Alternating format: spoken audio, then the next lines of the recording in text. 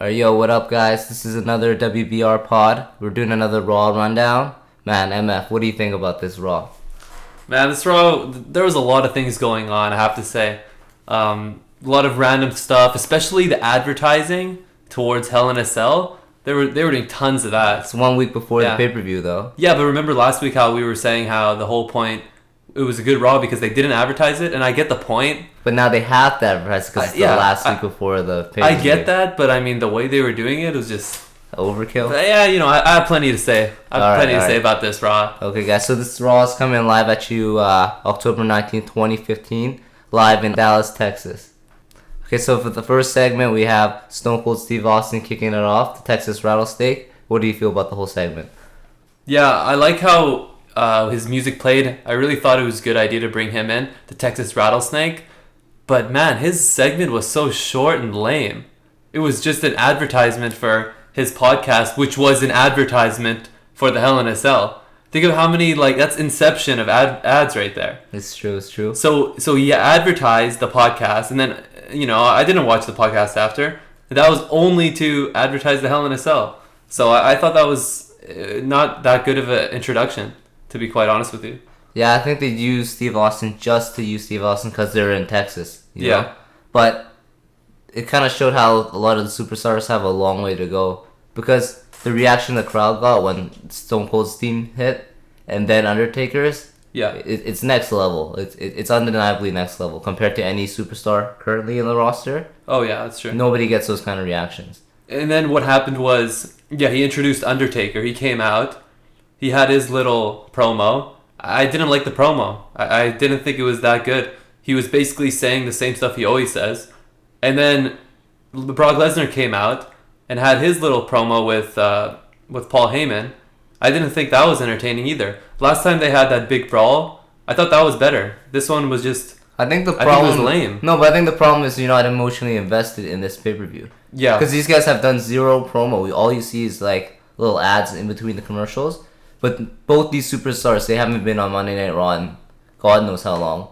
And so they can't expect to just show up and then everybody's super excited about the pay-per-view. Because we saw the last SummerSlam match. It was not that good. It was pretty bad, frankly. The fact that it's the third match is what makes me really not care at all. The second match, when they had that huge brawl for the promo, that was amazing because people really wanted to see that again. And then the way the second match ended, it's just not going to be interesting to anybody, the third match. So that's what I think about this whole thing. I want it to be over with. But I think that's the problem with part-time superstars now, right? They don't come to every Monday Night Raw. Out of sight, out of mind. You see them come, you're like, oh, cool, I guess. But then, they're expected to be the frontliners, the main events for the pay-per-views. But then they haven't been with you in many, a lot of the Raws, so it's why do you care about these guys? Besides their name. I mean, I'm telling you, it was really interesting at first, but it's third match. If they have a fourth or fifth one, I don't know. I was pretty excited. I was pretty excited though at first. When you hear Steve Austin's music. Yeah, I was actually really surprised as well. I wasn't expecting to hear that. But yeah, definitely, this whole Raw felt like promos on promos for the. It was just a huge advertisement. So, well, let's get to the next one though. Okay, the next one is a 6-man tag match with John Cena teaming up with the Dudley Boyz against the New Day. What did you feel about this match? Yeah, honestly, I'm glad we didn't have to hear John Cena doing a promo for too long again. So that was good. And then the fact that New Day came out, they were really entertaining. This gimmick of them just making fun of the crowd every single time, any chance they get. Yeah. I'm loving that. They just made fun of Tony Romo again. Yeah, the football references are hilarious. Yeah, town. It's really good. And then the Derrick Rose one when they were in Chicago. I thought that, it's really good. As for the match itself, it was actually a pretty well choreographed match, I thought. With New Day being really exciting outside the ring, doing all their shenanigans. And I don't know about the Dudley Boyz. I'm just going to say it right now. I don't know if they've passed their prime or something. To me, they're just not, I don't know, they're not modern to me. It's just they're doing old school stuff. They're not up with the times. I didn't like them at all, and I don't want them to win the title come this Hell in a Cell. I'll just tell you that. Yeah, I gotta disagree with you though. Definitely don't think the Dudley Boyz are past their prime. the old stuff still works and the crowd's still into it. And like they're still pretty innovative as older tag team. Like they kind of reinvented themselves. They're actually in pretty good shape, and like they can still hang with the younger guys. And they're definitely doing the job appropriately, regardless if they win the tag or not. If they're here to stay a while, because they're frankly the second best option in terms of the tag division right now. Yeah, I guess. Would you rather see the Dudley Boyz or primetime players in this? I guess that just goes to show like how little talent they have these days. Because I really don't think they're that entertaining right now. And then when you look at the other people that they have for tag matches, it's true, but I think there's just an overall problem with the WWE. How they overuse 6-man tag matches. Oh yeah. They don't understand. Nobody cares about 6-man tag matches. John Cena felt so out of place in the whole match. Like, I get it, they got taken out and whatever, but it's like, what is he doing there? He throws his little, his little hand gestures up, but he has no place in this actual feud. It just feels like a filler spot, and it's supposed to be the top guy, John Cena. It was definitely a huge filler spot. I'll tell you that. That match itself, it felt like a filler. Basically, a lot of these matches in this Raw felt like a filler. What they wanted to happen was New Day win, but as a consolation prize, Xavier Woods got put through the table. That's basically what it was. The crowd was happy, but they kind of showed that they want New Day to be the winner going into Hell in a Cell. Well, they just want to tease that, because New Day have been winning for so many Raws that they are a little bit vulnerable. They're not invincible, even though they're getting a big push. Okay. But all in all, a huge filler match. Oh, yeah. Okay. So we'll move on. Speaking of advertisements again. So we have HBK. He hits the ring. Same thing with the Steve Austin, except for he had a way better segment because he had a lot more time. Okay, yeah. And then Seth Rollins comes in, and then they have a little scuffle, a war of words. What do you feel about the whole segment? So it starts off pretty slow. HBK's voice is really raspy. He was coughing, if you noticed, multiple times away from the mic. So I was thinking okay, come on, get to your point. What are you going to say? And then when Seth Rollins came, then it got really entertaining. Yeah, it was very unexpected. I didn't expect him to come. I had no idea he would have. I thought he was just going to come and do his little promo for the pay-per-view. And then HBK ended up saying a lot of interesting stuff. He was really funny, playing with the crowd. But to me, Seth Rollins stole the show, as usual. Again, his promo was amazing. He was saying all these things, saying he's the best. But the way he does it, you truly believe that he believes in himself. He believes in his own ego. Yeah, the way he performs his acts, it's as if you truly think he believes in what he's saying. That's what makes me think he's the number one talent at the top of the food chain of the WWE. I believe everything that he's saying. It's like his actual personality. But if you follow him on Instagram, that's not who he is. He's a lot nicer. He's not as egotistical. He's a master of his character. Yeah. Right? He's really in tune. Yeah, but when you watch it on Raw, he is that character. He is him. So, and then he was just... I thought he stole the show. Seriously. So what did you feel how, Kane wasn't in the entire Raw? Kane not being there? I thought that's a really good thing, actually. Because for the pay-per-view, it's going to leave things more open. So maybe Corporate Kane is going to show up and do something funny. Or, the Demon Kane. Maybe Demon Kane will be actually fighting in the match, but it'll be someone else. Let's say Braun Strowman is wearing the mask. And then... Okay, it'll be super obvious if Braun Strowman's wearing the mask. Hey, the guy's a monster. Yeah, but they're honestly, if you put a little padding on Kane, the real Kane, I don't know, they're pretty similar size. They're 7 feet tall. The other guy does have... The guy's maybe 3 times the width, man. No, man, not Braun Strowman? So he's double the width. To me, it leaves the little things more open for the pay-per-view. Basically, that Kane wasn't there. Corporate Kane. Or Demon Kane. So that's what I think. That's fair enough. Yeah. So I liked it. I like the fact that he wasn't. That's fair enough. But then back to the point where, the people who are supposed to be feuding are not really feuding. Because then they threw Seth into a match with Ryback immediately after. That was... And then he beat him clean. He beats him clean, which makes Ryback look so bad going into the pay-per-view. Although it's acceptable because he lost to the World Heavyweight Champion. But... Yeah, it's still wow. It's why are you stepping on Ryback? But it shows that they're not even in the same tier. It shows that Seth Rollins is just much better and much higher on the tier list. Yeah, so then why? Yeah, but then it goes to the pay-per-view. Why do you care about the Ryback Kevin Owens match if they're not even on that tier? They're not. They're just not. So then Kevin Owens, if he beats Ryback, which I hope he does, then it tells people that he's better than Ryback. which leaves it open. He doesn't mean he's worse than Seth Rollins, but it doesn't mean he's better either. So to me, that's what it says. I like it. I like the fact that he beat him clean for once in his life. He beat somebody clean that was supposed to be a good talent. So I guess so. I like that. Okay, so we'll move right on to the next one. It's the Ric Flair segment where he promotes Roman Reigns. So again, this is like the third or fourth legend that they brought into this Raw. Just to promote the pay-per-view. It shows me that I think they're really concerned about this pay-per-view.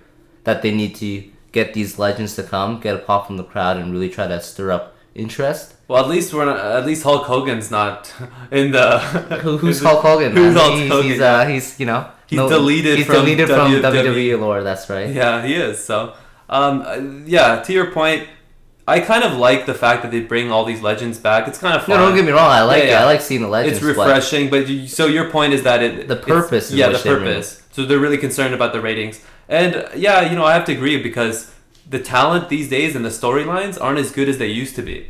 Like you're not tuning in to see the Nexus terrorizing and so is that a problem with the writing or the talent? I think it's the writing, but some of the talent, but mostly the writing. But then the writing is also handicapped by the talent.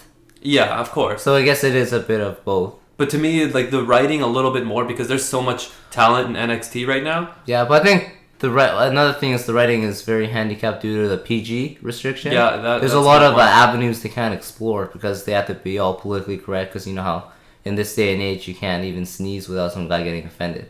Yeah, that's true. So they're limited in what they can do, but with all those writers and the amount of money they're getting paid, I think they have to step it up. The storylines, I think they could be longer and better. Mm-hmm. Right now, they make no sense. The Wyatt family versus Roman Reigns has been going on for like a decade. It feels like, and there's no progress at all. Yeah, but moving back to the actual feud. Yeah, so Ric Flair he talks on the mic, and then he introduces Roman Reigns, which he's trying. I don't know why the WWE heads are trying to make the crowd like Roman Reigns. He's not entertaining. He's not good. He's not even that talented in the ring. You notice? He's getting the Cena treatment. Yeah, but John Cena, honestly, I'm gonna say it. He's like 20 times as talented. In ring, he's more talented. Yeah, he's 20 times more talented than him on the mic as well. If you combine those, but then he has a lot more experience. So he does. But even if you give Roman Reigns the amount of experience that John Cena has right now, I still think he's not even like a tenth of the talent. Yeah, but they invested a lot into Roman Reigns, so they can't just pull the plug. I think if they pull the plug, it shows that they're doing what they really think is right for the company. Yeah. Instead of just, we invested all this, but screw what other people think. But then they're looking for the next, John Cena, the guy to hold the torch for the next 20 years. Good guy, I'm just getting all riled up about this, man. Every week it seems like we get riled up about this Roman Reigns topic. Man. Okay, actually, I am going to cut him some slack.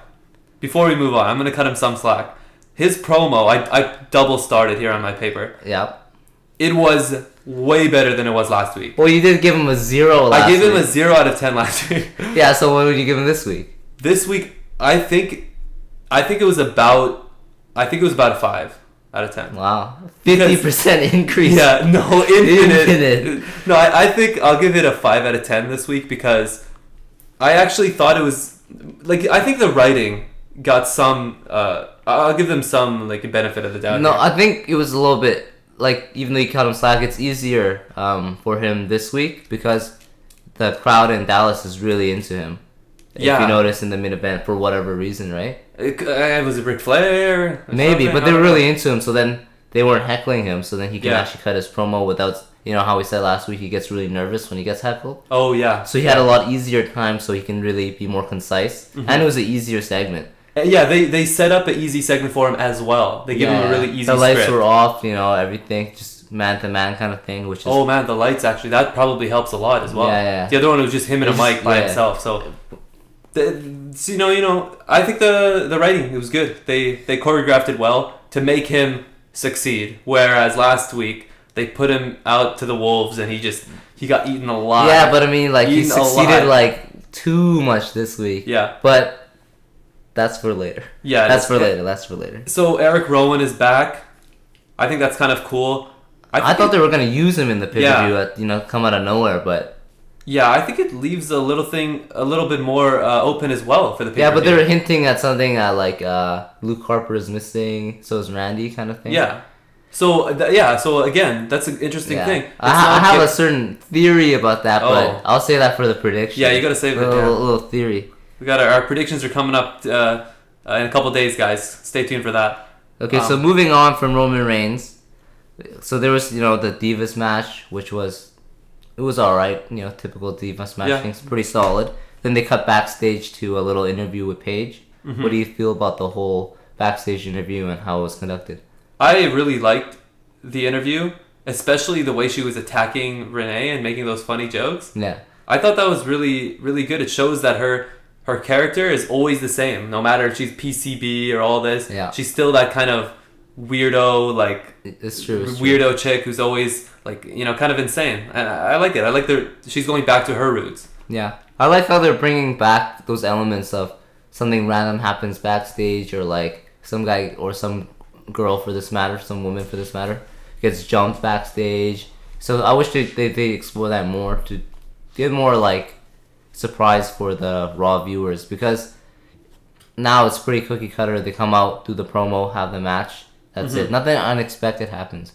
I liked how before, some guy randomly got hit by a car, they need a replacement, or even with the Seth Dean feud, with the cinder blocks. I like those kind of... Oh, those are kind of cool. I like those kind of surprises where you might not necessarily know what happens, regardless of scripted or not.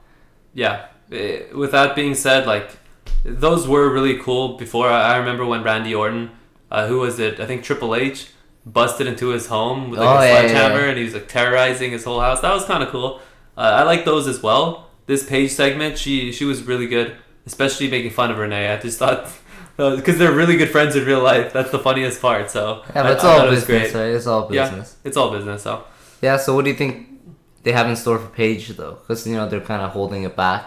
I think she might make a surprise appearance in Hell in a Cell, but we'll leave that for our predictions as well. I think that could be in the near future for her. Yeah. Going for the title. Let's say if Nikki Bella loses this week, clean or whatever, I think Paige is going to be next in line to win it. Whether she has to beat somebody in a triple threat match or whatever as number one contender. I just gotta address one thing though for the whole Divas Revolution thing. Okay. I've harped on the Revolution a lot, but I feel the biggest thing they need to do is just drop the teams and make it more individual things. Because nobody cares about Team Bad, Team PCB. Nobody cares.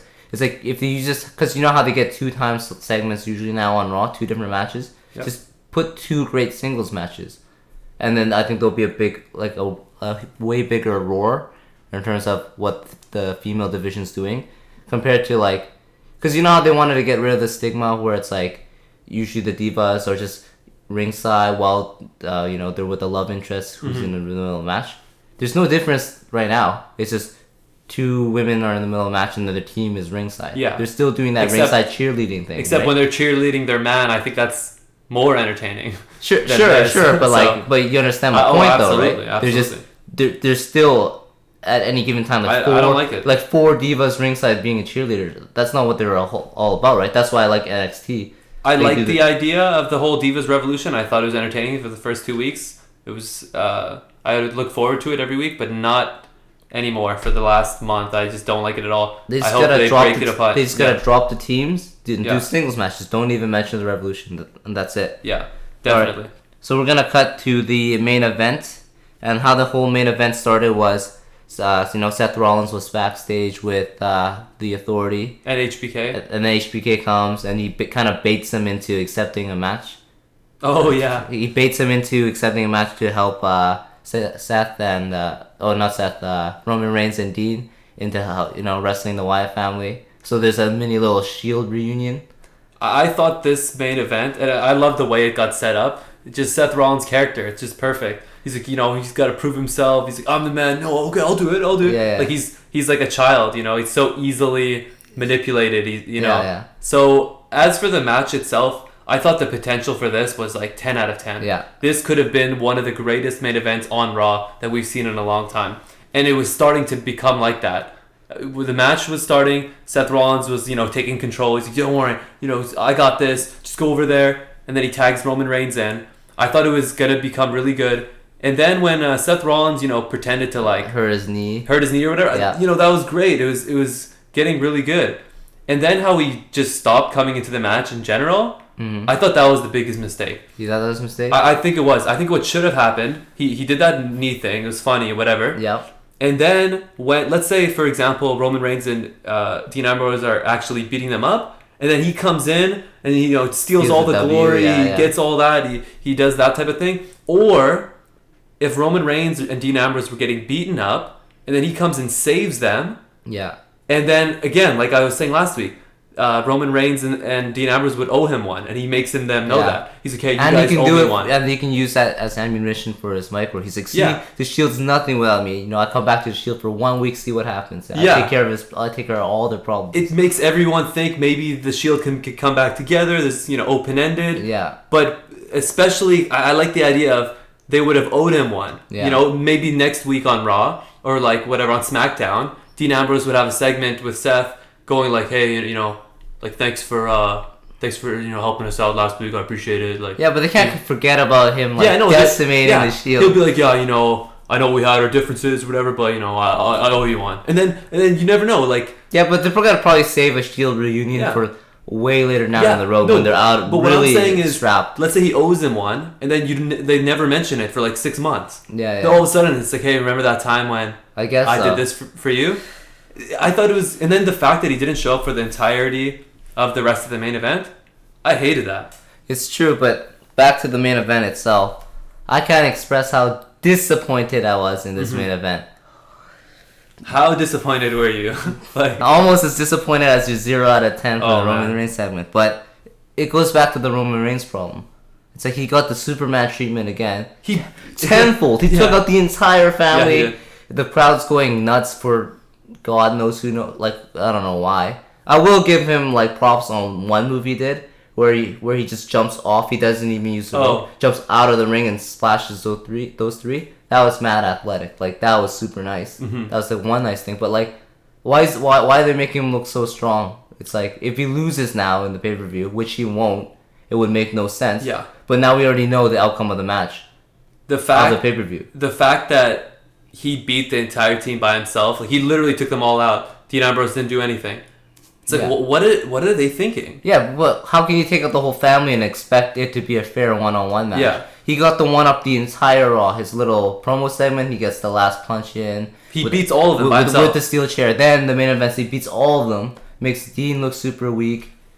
What if it's setting up for Bray Wyatt winning clean? It's not. It's not, but that's like, wishful thinking. That's wishful thinking. It's not going to happen, but that would be unbelievable. That would be unreal. But it's not going to happen. Or like the whole investment will go down the drain. It's true. Unless they have to pull out the whole another Wyatt family comes out of nowhere card. Yeah. Which is like, we've seen that on there 5 times. Like, and it's just like, what's the point of bringing out Braun Strowman then? Yeah. He gets so little attention for what he's supposed to going, be. But I don't know, man. If he wins, if Roman Reigns wins clean, when he wins clean, I don't know. Like this, there's gonna be a lot that needs to be redone in this WWE. I'm excited for this pay-per-view for the fact that there's gonna be new feuds after this pay-per-view, because I'm very, very sick of the Wyatt family, especially Roman Reigns thing. To me, that one is big. If they don't end it, my goodness. Yeah, they might not. Who knows? Maybe they should just make him join. Roman Reigns. That would be insane. Yeah, Roman Reigns beats Bray Wyatt. Yeah, and then he joins them. He gets like, wow, I truly understand, like. Or no, he beats them and then he gets kidnapped, and then And then he comes back like 2 weeks later and he's like with them. Yeah, exactly. Yeah, that would be something else. If he ends up becoming a bad guy. But they're not going to make him a heel. This is all fantasy booking. Yeah, but the thing is, that would be a good return on their investment. It would. Like, they would make him still they can make him win every match for all I care. Never get pinned for like 2 years. But if he's on the bad side, it'll make things way better. Yeah, like, he becomes the black sheep, Yeah. Imagine, how he's at his Superman status right now. Yep. And he cheats to win. He rakes the eyes, uses the refs or whatever. Imagine that. Yeah. I don't even know if Superman could beat him at this point. Yeah. I mean, and then imagine he beats John Cena for the title easily because he does, these kind of dirty tactics, which he doesn't do right now. And he has the whole Wyatt family supporting him, everything. That would be amazing. I would love to see that. Then they changed the anything but you into, to John Cena. Yeah. They do that to John Cena. That would be amazing.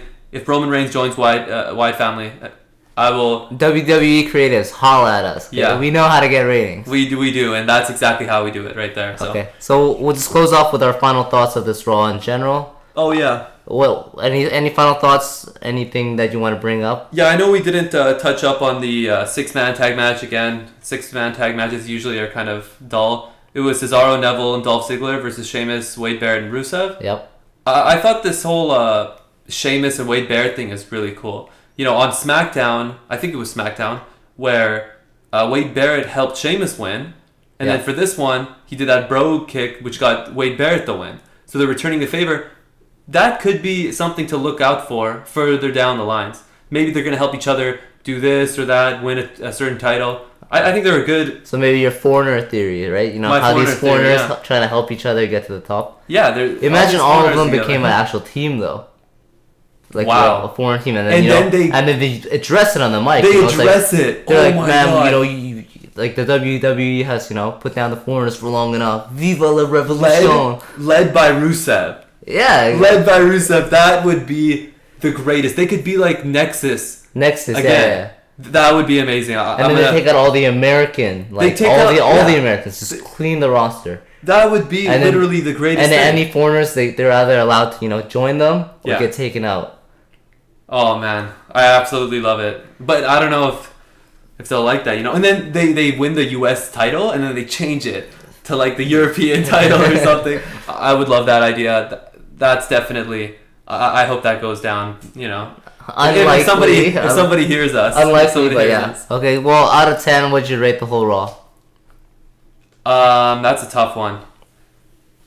That's a really tough one. I'm gonna have to give this one. I'm gonna give this Raw a 7. A 7. I'll give it a 6. But let me flip the question. Okay. As a promotion to the pay-per-view, if you don't treat it as a Raw, how would you? How much more excited are you for the pay-per-view now that you saw this? Oh, that's a really good question. Because that's what this whole Raw was, right? If you want to look at it in that way. I'm gonna give the actual promotion, the marketing of this Raw to the pay-per-view. I'm gonna give it a 2 out of 10 because I am not any more excited for the pay-per-view before this Raw compared to after this Raw. Yeah, nothing really. No storylines progressed this Raw going into the absolutely nothing. Right? Undertaker and Lesnar, nothing happened. Yeah. Roman Reigns versus Bray Wyatt, it's still exactly the same way it was. Mm-hmm. And all the other matches, we didn't even see Kane, like I was saying. I like that, but it doesn't add to the excitement whatsoever. It's like it doesn't want to make you tune in Sunday any more than you already did. Yeah. If I didn't watch this Raw at all, I'd be the same excitement level. So to me, they wasted all that advertising because they could have just made the Raw entertaining. And maybe people would have watched. Yeah, if they tore the house down. Yeah. Then now I gotta tune in Sundays. Like, because I'm not excited for the pay per view any more than I am. Because I wanted them to leave a lot of things open ended. Yeah. And then I'll be, oh man, I gotta tune in Sunday now. I gotta see Hell in a Cell for the conclusion. They pretty much just reminded you that Hell in a Cell is this Sunday, just constantly. Fair enough. Okay, so, this is the WBR pod, guys. So we'll save it for next time. We'll save it for the next time. We're tuning out. Our predictions are coming soon. Lots coming, guys.